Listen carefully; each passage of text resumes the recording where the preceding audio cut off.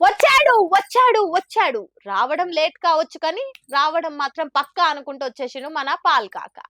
ఏమైంది సారు, ఎట్లరు, ఏం కదా? ఆరోపణలు ఇన్వెస్టిగేట్ చేయమని సిబిఐ ఈడీ ఎంక్వైరీ చేయమని శుక్రవారం స్టేటస్ కో తీసుకొచ్చారు.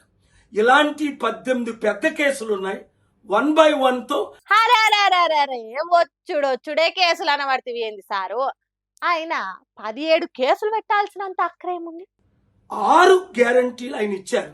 ఒక్క గ్యారంటీ కూడా నెరవేర్చలేదు. అందులో 2 లక్షలు తులం బంగారం నేను ఇస్తానన్నారు, ఇవ్వలేదు. 2 లక్షల రైతులకు రుణమాఫీ చేస్తానన్నారు, చేయలేదు. 5 లక్షల నుంచి 10 లక్షలు కంపెనీలు పెట్టిస్తానన్నారు, లేదు. 2 లక్షల ఉద్యోగాలు భర్తీ చేస్తానన్నారు, చేయలేదు. నిరుద్యోగులకు 4500 అన్నారు, ఇవ్వలేదు. మహిళలకు 2500 అన్నారు. గ్యాస్ సిలిండర్ మీరు ఇప్పుడు అంటారు గాని పబ్లిక్ ఎప్పటి సందో మొత్తుకుంటారు ఎలక్షన్ల ముంగట ఇచ్చిన 6 గ్యారెంటీల ముచ్చట గురించి. ఆయన సర్కార్ ఆ పని తప్ప కడమ పనికిరాని పనులన్నీ చేస్తుంది. మళ్ళీ మేమెందుకు కేసులు వేయాలి? హాగో ఇంకేమో అంటారు, ఏంది సారు? 100,000 కోట్లు ఆస్తి దోచుకోవడం.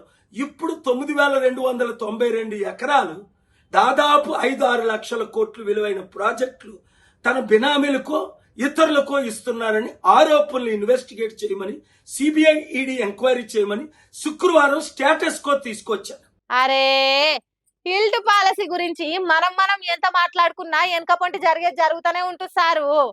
ఎంత మొత్తుకున్నా మీ నోరు గుంజుతా తప్పితే అది ఆగేదిగా తీన్రి. సరే గాని అయిపోయిందా, ఇంకేమైనా ఉందా ముచ్చట?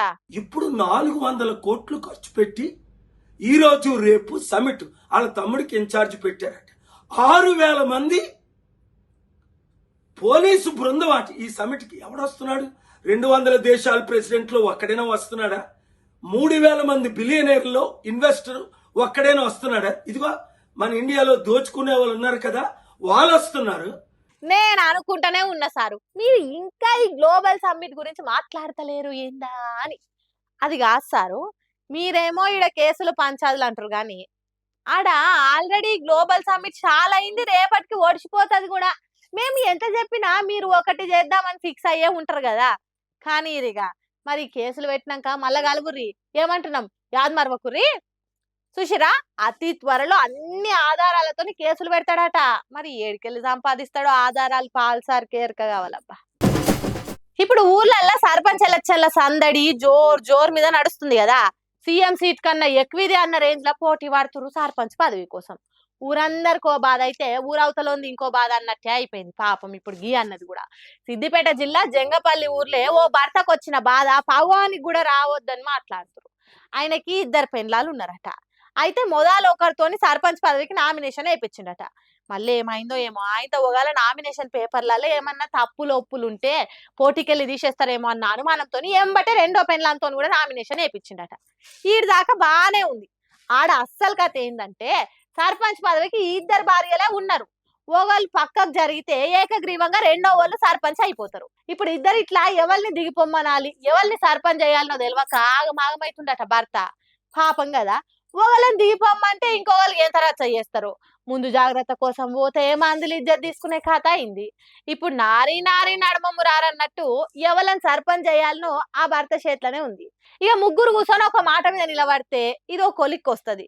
లేకుంటే ఇంకా ఎలక్షన్లు పెట్టి ఓట్లు వేపిస్తే ఏదో ఒకటి ఊరోళ్ళ డిసైడ్ అవుతారు. మళ్ళీ ఈడ కూడా ఇంకో పెద్ద పరిశాన్ ఉంది. ఎలక్షన్లు ఓట్లని పోతే ఎవరి దిక్కు ప్రచారం చేస్తాడు? అయ్యయ్యో ఇంత కష్టం ఎవ్వలకు రావద్దని మాట్లాడుతున్నారు జిల్లా మొత్తం మీద ఎరకయి.